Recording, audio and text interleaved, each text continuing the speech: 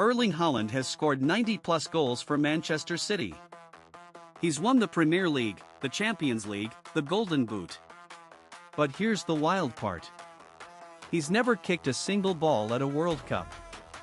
Not 1 minute. Until now. Norway just did something they haven't done since 1998.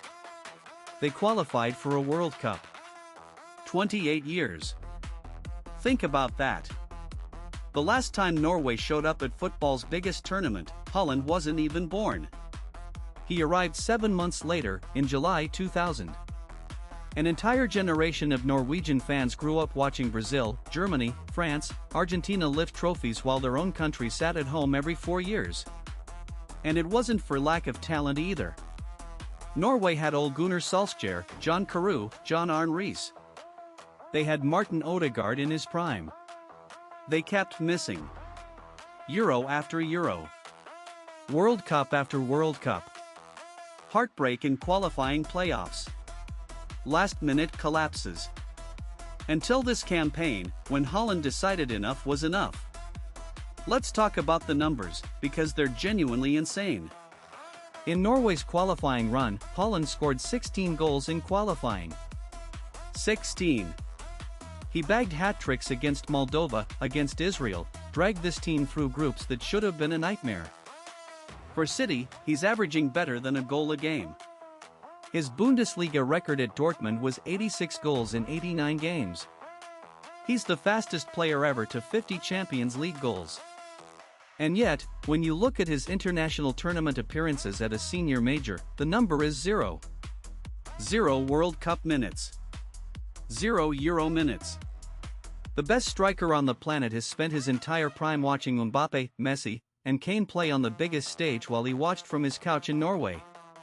That changes in 2026. Now here's where it gets interesting.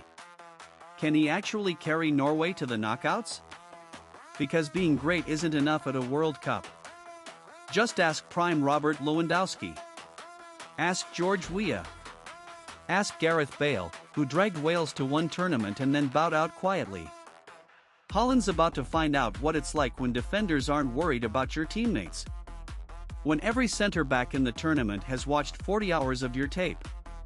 But there's a reason for hope. This isn't a one-man Norway anymore. Martin Odegaard is captaining Arsenal in title races. Antonio Nusa is exploding at RB Leipzig. Sander Berge anchors the midfield. Alexander Sorloth just had a 20-goal La Liga season with Villarreal. This is the deepest Norwegian squad in decades, and it's built specifically to feed the monster up top. The expanded 48-team format helps too. More games. More room for upsets.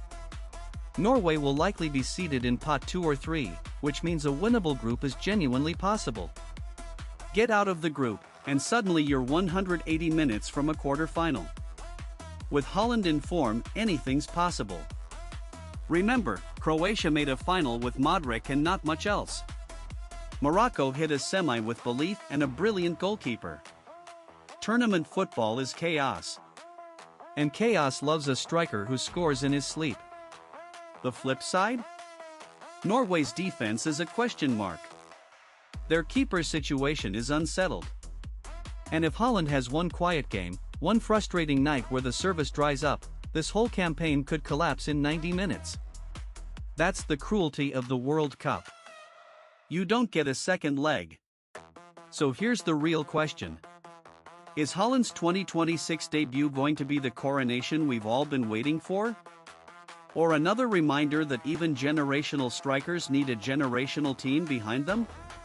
My honest guess? Norway escapes the group. They run into a top 8 side in the round of 16. And Haaland scores. Because he always scores. The only question is whether it's enough.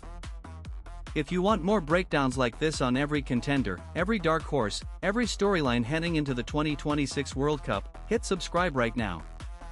I'm dropping deep dives on Mbappe's France, Messi's potential farewell, and the USA's home tournament pressure all week.